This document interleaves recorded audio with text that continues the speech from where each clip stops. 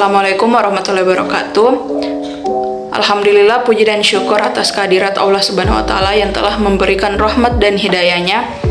Dan tak lupa juga kita ucapkan salawat dan salam kepada Nabi Muhammad Sallallahu Alaihi Wasallam. Nah, perkenalkan, kami dari kelompok 5 akan memaparkan hasil kerja kelompok kami mengenai latar belakang dan juga rumusan masalah. Nah, pada kesempatan kali ini, kelompok kami memilih judul tinjauan hukum Islam terhadap modal bisnis dropshipping. Sebelumnya, saya perkenalkan terlebih dahulu teman kelompok saya, yaitu ada Andi Sri Dewi, Hajar Aswad, Nurinda Sari, dan juga Muftihatul Rahma. Baik, seiring berkembangnya zaman manusia mengalami perkembangan teknologi dan sistem dalam berkomunikasi. Perkembangan teknologi memunculkan alat-alat canggih dan modern yang membantu seseorang untuk memenuhi segala kebutuhannya, baik dalam hal komunikasi, transportasi, maupun jual beli, yang semuanya dapat diakses secara online. Di tengah perkembangan teknologi, tidak sedikit penjual yang kesulitan mencari modal untuk mencari barang, mencari pasar, atau mencari kios untuk menjual guna membangun perdagangan.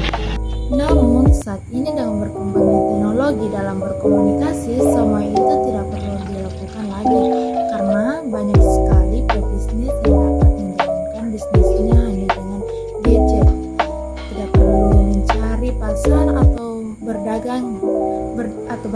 Hal inilah yang dikenal dengan menjual beli online atau online. Bagi pelaku usaha yang memiliki modal finansial atau memiliki usaha sendiri namun tidak memiliki warung untuk berjualan, dapat memanfaatkan teknologi dengan berjualan secara online. Namun tidak semua masyarakat Indonesia memiliki kecukupan finansial atau usaha sendiri. Banyak masyarakat Indonesia yang ingin berbisnis namun kesulitan dalam permodalan, bahan baku, dan tempat usaha, sehingga tetap bisa berbisnis dengan secara dropshipping. Menurut Badan Pusat Statistik, dropshipper adalah perantara penjual dan pembeli, hampir sama dengan reseller, tetapi dia tidak memiliki barang yang dijual.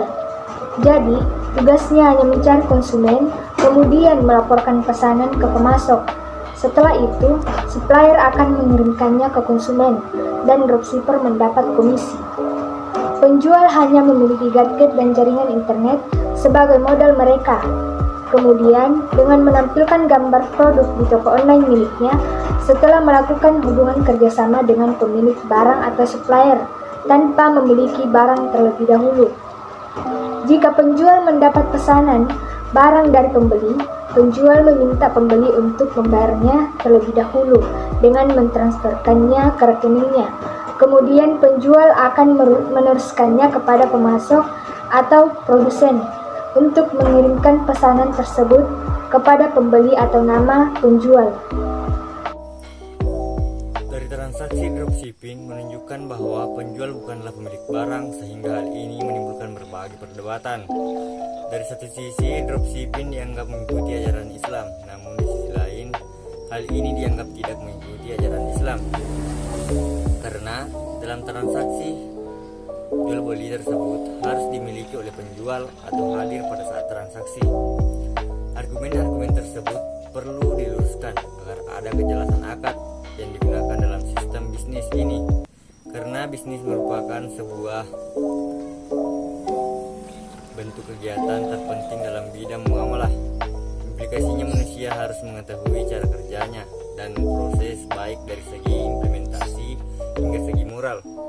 Bisnis syariah merupakan tren yang sangat perspektif untuk dikembangkan, karena melihat mayoritas penduduk Indonesia beragama Islam, sehingga perpaduan antara bisnis dan agama menjadi solusi bisnis yang jauh lebih aman.